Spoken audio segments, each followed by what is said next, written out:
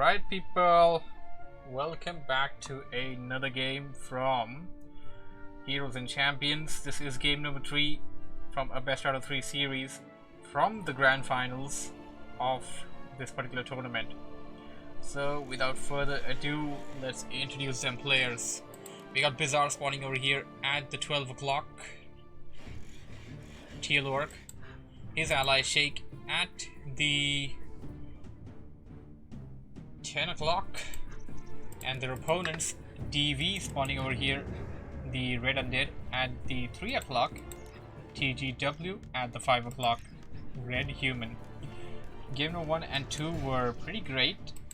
I have enjoyed this cup a lot so far, and I am looking in doing a lot of more casts with them in the time to come. What are gonna be the heroes? I just reckon that the heroes are going to be the same thing. Whatever they invented for game number 1 and game number 2, it's just going to be the same thing. It's just something that they have figured it out, they have practiced a lot, and they have kind of discovered that this is a good combo, this is a good thing, and it works. If it works, you want to go for it. Archmage by TGW, DV going in for a Death Knight, and I'm being contrasted by this over here. If you have seen Crypt Lord throughout the entire series by DV, this time he goes in for a Death Knight. On the other hand, Shake goes in for a Lich, so both of the Undead players going in for something different, and Bizarre going to be Farseer, just the same thing. Scout Acolyte going to go through this area, detect nothing here, go in, check up the human player after that. I would although reckon that most likely both of the players, that is TGW and DV, will creep up this expansion. Well, that's just a thing that would likely happen at one point, if not early on. And this time around, DV went in for that other strategy he likes to do. He put down 2 Tomb of Relics. Now, I have seen him do this early on as well. What is the benefit that you gain from this? You have two Tomb of Relics at your base. Early on, at the very early stage of the game, your allied Archmage, allied hero, can come to your base and pick up that second Rod of Necromancy. Well, you don't have to wait for him to come, you can just buy it yourself and pass it on to him. This way you have double the number of skeleton warriors, and early on that's a big advantage. That Spirit will being surrounded and taken out, Death Knight being attacked, Frost Nova, but it will manage to escape that situation. Where's the Archmage though? Archmage is nearby. There we go. He's gonna pass the rod. And now they need a critter. There you go. They already had a corpse over there. So early game, this can work out really well. You're gonna be having double number of skeletons there. At one time you can have about 8 skeletons.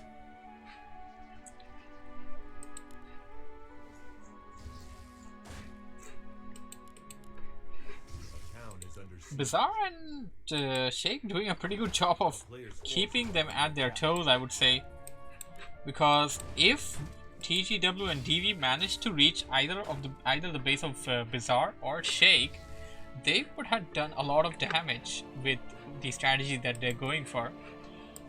A bit unlucky bump over there for TGW and DV. They're forced to go back to their bases, and the skeleton warriors will be killed over here by the Lich. A second barracks is being power built by TGW, farm coming in. It appears to me that he may potentially go in for mass riflemen.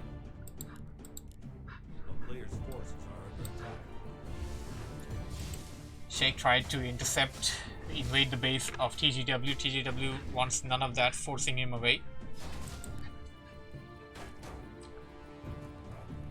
Death Knight tried to block some of those units, wasn't exactly very successful in doing so. Although one skeleton warrior is just a scout, it's gonna go in there and get killed and get some information out while it's doing so. Here comes Bizarre, trying to force Team Red away, and pretty successful in doing so, and also maintaining the chase. Is Sheikh going to go in for an assault over here? Taking out some acolytes would be good. Of course, you have to mine the Nerubian tower. This can be a bad situation if the Lich had enough mana.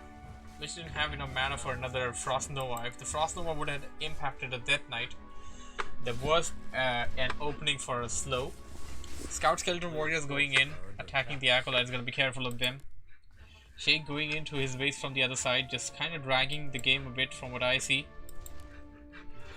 Dragging the time, and then utilizing that time to do the stuff that he needs at the back of his base.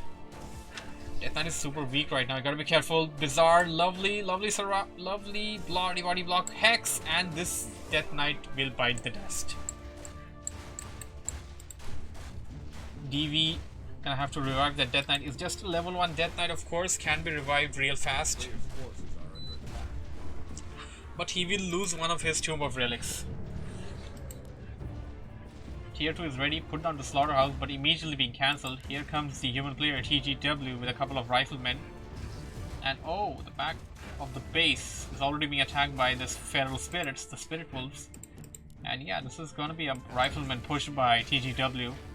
And a second hero being picked in as the Pit Lord, and this is something that I talked about earlier as well. If you're allied with an undead player and if you pick a undead hero from the tower, it can be healed by the Death Coil. So that's sort of an advantage that you can take from the game in these situations. I'm rather surprised to see that none of the players have expanded yet. Wind Riders for Bizarre!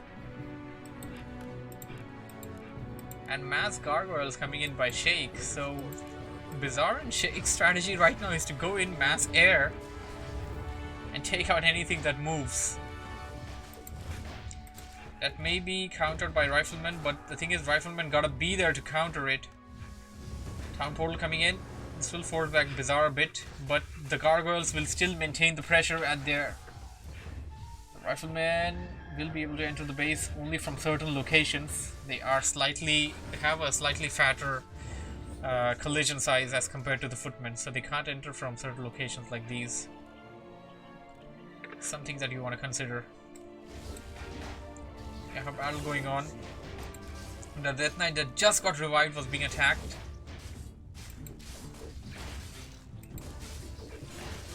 This Fiend is going to go down, but not before it had webbed this. Oh my goodness. It escaped. It had a narrow escape, but then the Death Coil had to seal the deal there. The Wind Rider had a narrow escape. The Wind Rider gonna go in from the back.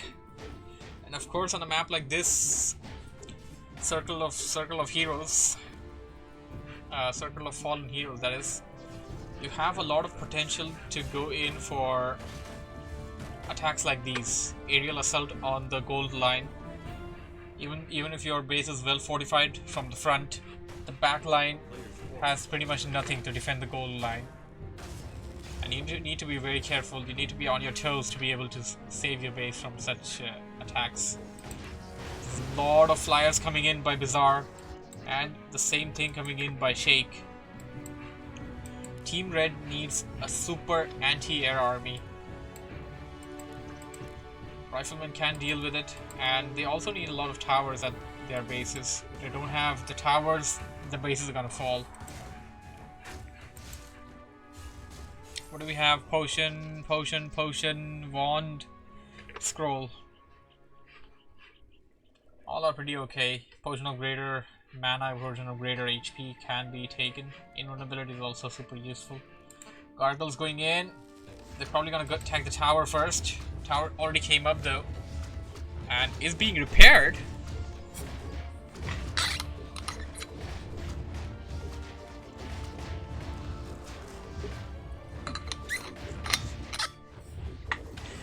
We have two attacks going on right now. Team TL attacking the main of Team Red. Well, Team Red was trying to attack the Bizarre's base, but they're forced to come back here to save their bases. Stormbolt on Bizarre's Farseer. Here comes Shake with his heroes. Archmage goes down with that amazing, huge aerial DPS. It's too little too late for Team Red right now. They have too less number of riflemen. And they tap out. So this game and this series, along with the entire tournament, goes to the team of Bizarre and Shake.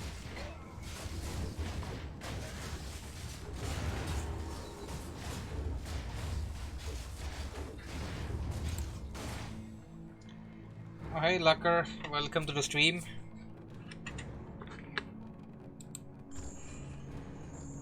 Shakers does it again, exactly. Shaker is getting the victory. Team of Bizarre and Shaker scoring their final victory in the best out of 3 finals and securing the championship. Well, anyways, for the guys watching this as a video on YouTube, hope you guys enjoyed it. Thank you for watching, thank you for listening. If you have liked what you have seen, don't forget to subscribe for more, hit the like button, and I also stream on Twitch at 1600 UTC every single day. We have a new Warcraft game coming in. Warcraft 3 Rock says goodbye. Thank you for joining the stream. I hope to see you come by some other time as well. And that would be all for the tournament then. We shall be wrapping things up for the tournament, and it's time to start Warcraft Day back at my server. I'm pretty late today. It's mainly because Embermate wasn't here today. He wasn't streaming. So that's the reason why I have been covering the entire thing, and I had a lot of fun doing so. Anyways, it's time to start Warcraft Day at my server, so don't go anywhere for the guys watching on the stream.